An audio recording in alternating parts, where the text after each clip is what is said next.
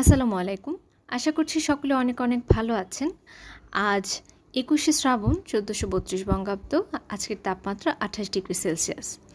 Essential sentence structure ধারাবাহিক আলোচনায় আজ আমরা জানব বিকজ এবং বিকজ অফ এই দুটোর পার্থক্য এবং ব্যবহার সম্বন্ধে। প্রথমে আমাদের বুঝতে হবে তারা কি পারপাস হিসেবে কাজ করে। বিকজ কাজ করছে একটি কনজাংশন হিসেবে, অপরদিকে বিকজ অফ কাজ করছে প্রিপোজিশন হিসেবে। অতএব কনজাংশনের কাজই হচ্ছে সংযোজক হিসেবে কাজ করা। দুটো কমপ্লিট বাক্যকে এক করতে হলে আমরা ব্যবহার করতে পারি বিকজ। সেই সূত্র ধরেই আমরা যদি উদাহরণ দিয়ে দেখাই যে she stayed home because she was sick, দুটো complete sentence, that is she stayed home এবং শি ওয়াজ সিককে কানেক্ট করলো বিকজ। অপরদিকে বিকজ অফ ব্যবহার করব তখন যখন আমাদের বাক্যে এরকম কিছু বোঝাতে হবে যে এর কারণে বা এর জন্যে ব্যবহার করতে হবে, তখন আমরা ইংলিশে ব্যবহার করব বিকজ অফ।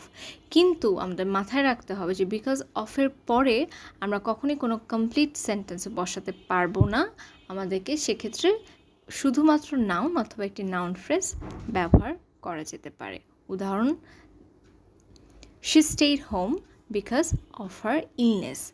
এখন এই দুটো শব্দরই যদি আমরা কম্পেয়ার করে দেখাই যে she stayed home because of she was sick, it's a wrong application. আমরা বলতে হবে she stayed home because she was sick, অথবা যদি আমরা বিকজ অফ দিয়ে বোঝাতে চাই তাহলে আমরা বলতে পারি she stayed home because of her sickness. অসংখ্য ধন্যবাদ।